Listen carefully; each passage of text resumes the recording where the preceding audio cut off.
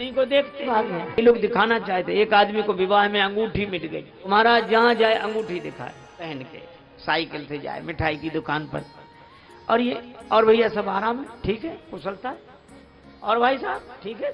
एक दिन गया मिठाई खरीदने, चौबे जी की दुकान थी, चौबे जी धोती पहरे ऊपर से चादर ओढ़े बैठे। अब आया, अच्छा ये जलेबियां कैसे थी, ये इमरती, ये पेड़ा, ये लड्डू, ये चौबे जी ने देखा ये अंगूठी दिखा रहा है। तो चौबे जी एक 5 तोले का बाजूबंद बांधे थे, तो उन्होंने अपना चद्दर हटाया और ऐसे दिखा के बोले सभी एक भाव है, ले जाओ जो ले जाओ। देखो आप बल्ब का बटन दबाओ बल्ब जल जाता है, ऑफ करो बुझ जाता है, लेकिन पंखा आप बटन ऑफ भी कर दो तो भी पंखा 10-20 चक्कर लगाए बिना रुक ही नहीं सकते। दोनों का बटन आपके हाथ में। अच्छा कभी कभी ये चलता भी नहीं है पंखा, चाहे जितना बटन ऑन करो, लोग करते ना बटन देखते ऊपर, चल ही नहीं रहा।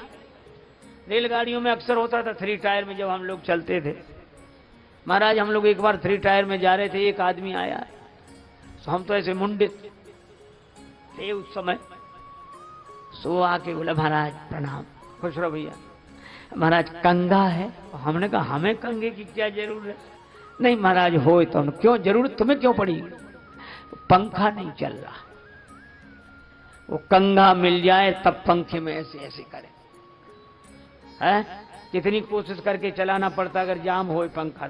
जो भक्त होते हैं उनका रिमोट भगवान के हाथ में, बंद करें तो बंद, शुरू करें तो शुरू, वो भक्त हैं। और अभिमानी वो बंद करने पर भी अहंकार के कारण चक्कर में पड़े बिना माने नहीं। बल्ब बंद होता है, पंखे को बंद होना पड़ता है। एक जगह हम लोग कीर्तन कर रहे थे, सीताराम सीताराम सीताराम कहिए, जाही विधि राखे राम ताही विधि रहिए। एक आदमी बड़े जाही विधि राम, अरे हमने कहा अच्छी तरह कीर्तन करो, जाही रहिए। सो बोला रहिए क्या, रहना ही पड़ेगा और कर भी क्या सकते हैं, जब रहना ही पड़ेगा तो मजे से रह लो। मैंने एक घटना आंखों देखी, एक जगह संगीत का कार्यक्रम था, उसके पहले हमारे द्वारा कथा हुई, और शास्त्रीय संगीत के बड़े मर्मज्ञ व्यक्ति, बहुत बड़े विद्वान तानपुरा से गाते थे। हमें शुरू से ही उत्सुकता रही तो हम लोग ऐसे बैठ गए। उन्होंने गाना शुरू किया, वाह वाह हुई रात को 12 बज रहा है, क्या बात क्या बात, इतना बढ़िया गाया। और गाने के बाद बोले चाय, बोले अच्छा भी आ गया चाय बनी। पता नहीं किस मिजाज में थे, बोले अभी तक आई नहीं चाय यहाँ, फिर क्या बोले जिसके यहां ठहरे थे उसी से, तुम्हारे यहां जब से आए हैं कोई व्यवस्था ही नहीं, अब उसको भला बुरा हो ऐसी बातें करने लगे जैसे कभी जानते ही ना हो। सबके बीच में गांव भर शहर भर सुन रहा है, तो उनको भी खराब लगा जिनके। तो उन्होंने कहा कि नहीं आप ये गलत कह रहे हैं, चाय में अभी आ रही है आप, बोले नहीं नहीं नहीं। तो उन्होंने कहा कि नहीं ये बात गलत है। तो उनके गुरु बैठे थे वहीं, तो गुरु ने धीरे से कहा कि तुम चुप रहो, उनसे कहा कि तुम चुप रहो। तो तुरंत बोले कि तुम चुप रहो। तो उन्होंने कहा नहीं सर ये गलत बोल रहे हैं। मैंने खुद सुना, गुरुजी ने केवल एक बात कही, नहीं और सर एक साथ, नहीं और सर एक साथ, या तो सर मत कहो या नहीं मत कहो। कई बार अगर पकड़ो भी तो आदमी ज्यादा ताकत लगाता, छोड़ दो तो उतनी नहीं लगाएगा, और आज इसे छोड़ूंगा नहीं, और अब तुम छोड़ दो, और तुम छोड़ दो नहीं तो तुम्हें नहीं छोड़ूंगा। अच्छा हम लोग कितने खुश होते हैं, कई बार कहते उनकी चिंता मत करो वो तो हमारे हाथ में। अक्सर लोग कहते भैया उनको देख लेना, वो अरे हमारे हाथ में, वो हमारे हाथ में।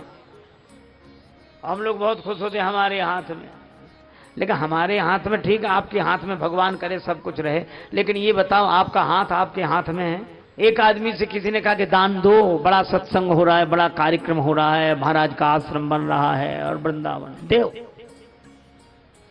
सो बोले अब सब दे रहे हैं, हमारा देना कोई जरूरी है? अच्छा सब ऐसे ही सोचने लगे तो अरे कहा कि नहीं नहीं, अपना अपना दान दिया अच्छा रहता है, दो। तो बोला अभी कौन मर रहे हैं जो दें, ये एक नया तर्क है,